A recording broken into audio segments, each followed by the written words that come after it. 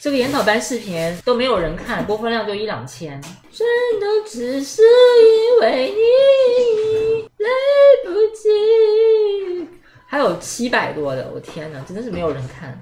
你一直在看，你看得懂吗？这几百点击有你贡献。Series dedicated to the seminars of psychoanalyst Jacques Lacan.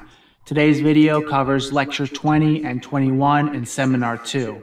We haven't discussed the clinical structures of neurosis much, despite this being a series on psychoanalysis and being a clinician myself. Having addressed schema L last time, it seems appropriate to introduce some of these clinical structures as we address ideas found in these 2 lectures. So in this video, I'll address the following questions in light of schema L. 1.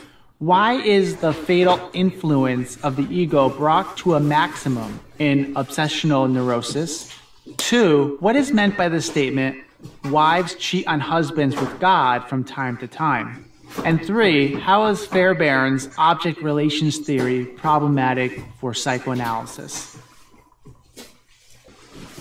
In addressing neurosis, we have to keep in mind that we're primarily dealing not with symptoms, but structures.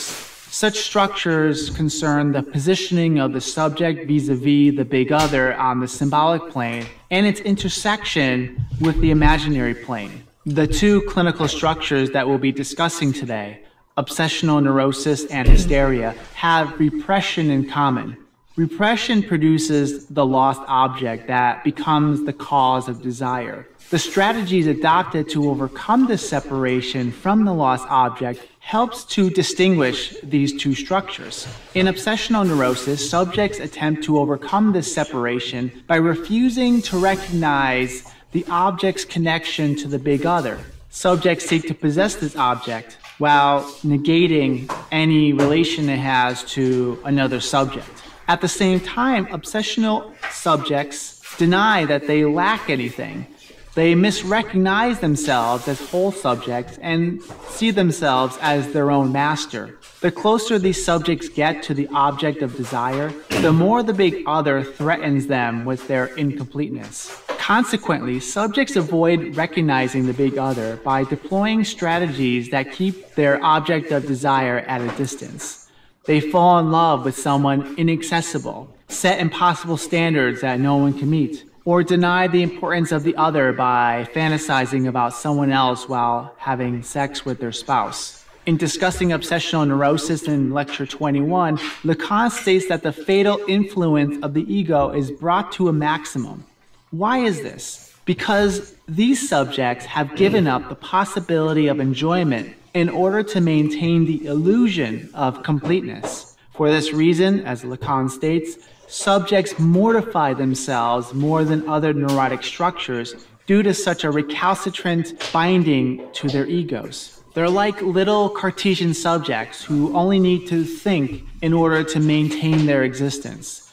So long as they think, they're alive. However, to maintain this illusion requires evacuating everything that disturbs this illusion of self-mastery and unity, to become dead to the master for the illusion of mastery. And this is the fatal influence of the ego. 这里其实有点难，说实话，他这里倒是没有讲到这一点。但是这个什么 structure 这个东西就是读拉康的人，就是或者评价拉康的人经常喜欢讲这个 structure 什么的，但是拉康自己不太说这个词。我问你们 structure 到底是什么意思？结构到底是什么意思？结构主义的结构是什么意思？沉默。又有人说对了 structure 怎么说呢，就是当然了，你在不同的这个哲学家里就是有不同的那个术语表的范式啊，但事实上就是某种关系啦。就这里所谓的那个 structure 就是某种关系，就是什么东西跟什么东西的关系，他就说他就管它叫结构，但事实上它都是概念，就是你不用去想象一种就是具体的，就是说有一个什么什么东西，不是，它就是几个概念之间的关系，概念跟概念之间的关系，跟这些概念之间有一些特定的关系，所以呢，就是结构主义大概就这个意思，就都是抽象的，你不要去具体理解，就是说某些概念跟概念之间有一种特定的关系，就是结构。那么拉康据齐德克所说是一名后结构主义者，这是什么意思呢？不是解构主义者。这个事情已经强调过很多次了，解构主义是指什么什么福柯、德勒兹那些，后结构主义就加了个辩证法，对吧？其实你们说的都包括在这里面了，全部都包括进去了，就是各方面来说都是辩证的。比如说从共识性跟历史性关系来说是辩证的，主体跟客体关系也是辩证的，然后自身的不一致、自身是分裂的，就是这些东西全部都是辩证的。其实它是很多方面，在场跟不在场，存在跟非存在，现象跟就是所谓的主观跟客观，知觉现象跟这个意识跟无意识全部都是分裂的，就一切全部都是断裂的。就是他们的关系并不是关系什么意思？就是说这里其实就是为什么拉康是个后结构主义，因为拉康所讲的那个基本幻想公式嘛，就是 S 斜杠菱形客体小 a， 其实就是黑格尔的精神是个头盖骨嘛。你们能明白吗？就是说它这里并不存在着一个，它都是他怎么说，我举一个拉康自己的例子来说吧。比如说拉康会讨论门这个东西，就是什么是门，拉康特别喜欢用什么是门跟什么是洞这两个东西来说明，因为什么是门跟什么是洞就可以很好的，就是说它并不是门跟什么东西的关系，是门中间不在场那个东西，它不在场，所以它成了门嘛。当它成为门的时候，这里面也不存在什么主体跟客体的分裂，因为它之所以成为一个门，是因为它这里是在象征秩序中，它就直接是，就它之所以成为一个门，不是因为它是一个木框，然后人认为它是门，不是，是因为它本来就是门。他自己说的会比我说的要好一点，等我有功夫把那一段复读给你们，也是研讨班2里面他讲的这个问题。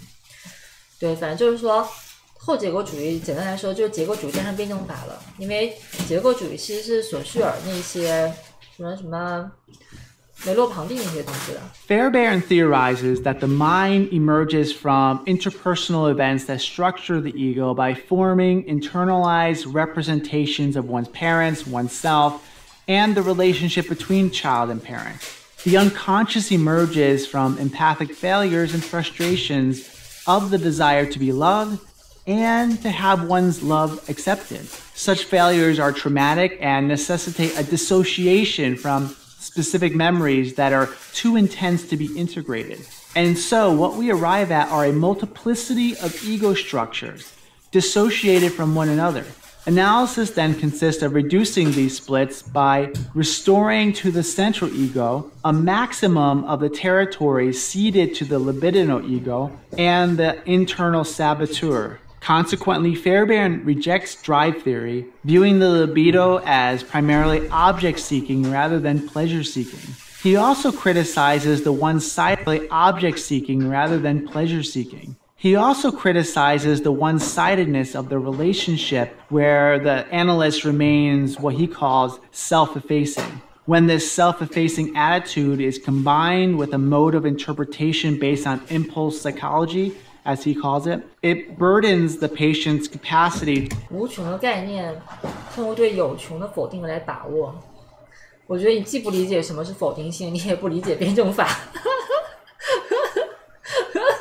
你这个大概是什么小学形式逻辑吧，我也不知道你在就是类似那种东西。To establish satisfying object relations in the therapy room. So if we consider this model of psychoanalysis in light of schema L, what we see is that therapeutic efficacy for Fairbairn occurs at the level of what Lacan would consider the imaginary. Of course, Fairbairn doesn't consider this problematic because he hasn't distinguished among the registers of the imaginary, symbolic, and real. The problem with object relations, then, is that it remains at the level of the imaginary economy and reduces analysis to acquiring a better economy of mirages. 你有没有想到，当你说无穷这个概念的时候，你这个概念就是一个有穷的概念啊。无穷就是一个无穷，就是说你有个集合嘛，这里面的集合的元素是无穷多个，对吧？但是你这个外面不是还有个集合的框吗？你这个集合的框可以把它放到另外一个框里面去吗？简单来说，无穷大跟无穷大之间也可以有比较呀。比如说自然数的集合是无穷大，有理数的集合也是无穷大，但是显然自然数的集合比有理数的集合，有理数什么是有理数嘛？就是说自然数跟实数好了，自然数的无穷大集合跟实数的无穷大集合，那显然是实数的无穷大集合比这个自然数无穷大集合要大，对吧？那你这并不无穷啊，你这个无穷都可以比较大小的，怎么可能？你显然还是没有无穷嘛，还是有穷嘛。当你讨论无穷这个概念的时候，它已经是有穷了。真正的无穷是超限极，超限极就是开极。所以你说这个什么什么通过什么否定性把握一个什么什么无穷的概念，它恰恰你说这个东西是一个理性的矫技，就是它这个东西并不是一个，就是说它伪装成是一个内容，它内容是无限的，这个无限反而是一种有限，一种单调嘛。它里面的元素无穷多个，但这是个单调，它本身是形式上是有限的。你真的无穷是形式上也是无限的。好，这里太难了，你们也听不懂了，所以不重要，没有什么关系。我只是让你不要就是误导别人，你说这个东西跟否定性跟辩证法完全没有任何关系的。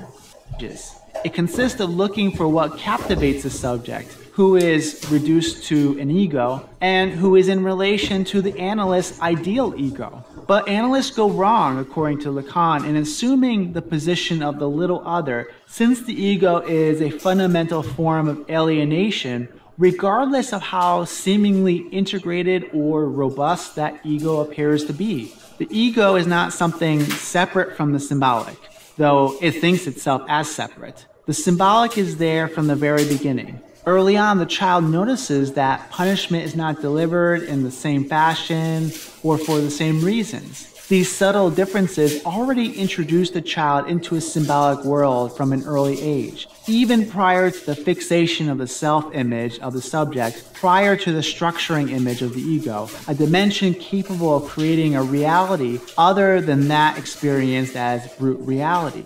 In contrast to Fairbairn and other object relations theorists, Lacan argues that therapeutic progress is marked by the progressive integration of images into a wider discourse through the function of speech. This requires awareness of the imaginary features of the analysand's discourse and recognizing the discourse underlying it. For example, subjects structured by obsessional neurosis may express a lack of care or indifference for something or someone, but it's at those moments in which the subject cares most, but is trying to actively distance itself from their desire in order to negate the big other.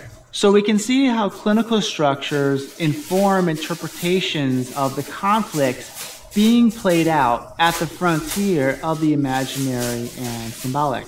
We're going to say a lot more about clinical structures, especially as we get into Seminar 3, but I thought I would spend a little time trying to at least introduce some of the ideas, and we'll continue to nuance them and elaborate over time. I want to thank the following for supporting this channel on Patreon. If you wish to support this work on Patreon, the link is below. 你们还要听吗？后面段你们都没怎么认真听吧。Lacan is interested in forming internalized representations of one's parents, oneself, and the relationship between child and parent. The unconscious emerges from empathic failures and frustrations of the desire to be loved and to have one's love accepted. Such failures are traumatic and necessitate a dissociation from specific memories that are too intense to be integrated. And so what we arrive at are a multiplicity of ego structures, dissociated from one another.